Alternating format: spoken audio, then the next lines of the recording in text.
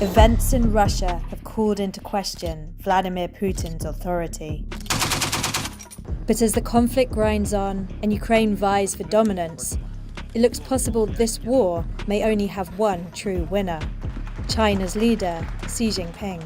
When this war ends, China will be in prime position to take advantage of a new world order that is emerging. So why could China come out on top? Here's the Economist Beijing Bureau Chief David Rennie's 3 key takeaways.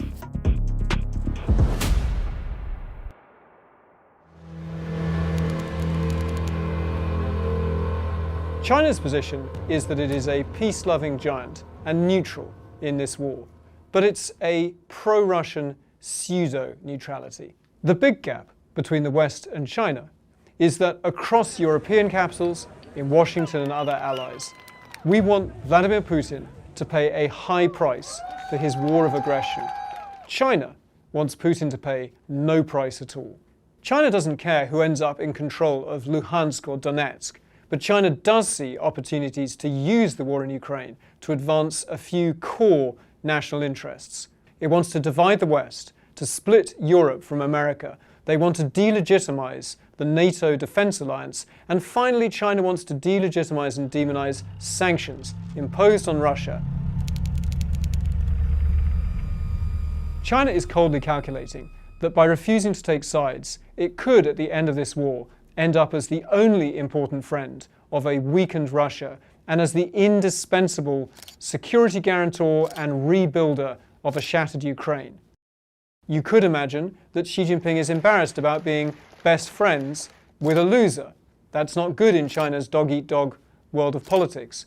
But actually, China coldly calculates there are opportunities in a Russia that is weakened and more dependent on China, just as long as it's not so weak that it falls apart and spreads chaos on China's borders. Some Western governments were really skeptical that China could be an honest peace broker. It was so clearly on Russia's side.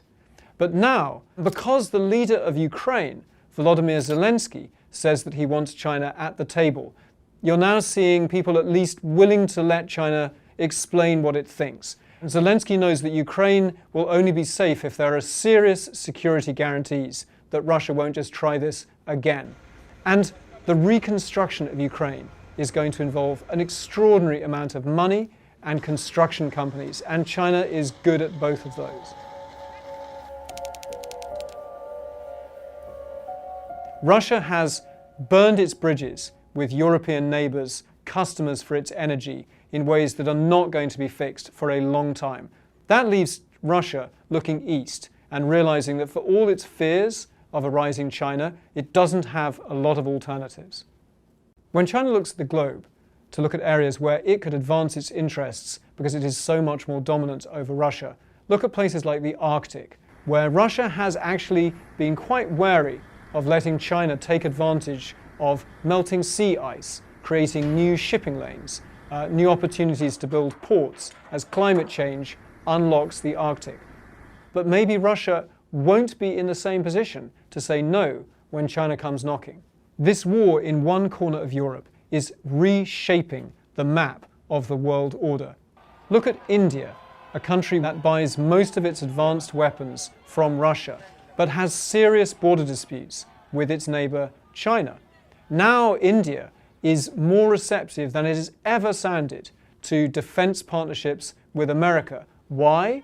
Because if you had a future conflict between India and China, the fear in Delhi is that an all-powerful China might pick up the phone to Moscow and say, don't send more weapons to India.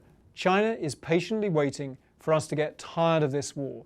And then they think a colder, more brutal world order will emerge, in which might does make right, and Russia doesn't pay a high price for its aggression, and we learn to accommodate great powers. And that is a world order that could suit China very well. I'm David Rennie, Beijing Bureau Chief. For more of our China coverage, you can click the link. Thank you for watching, and don't forget to subscribe.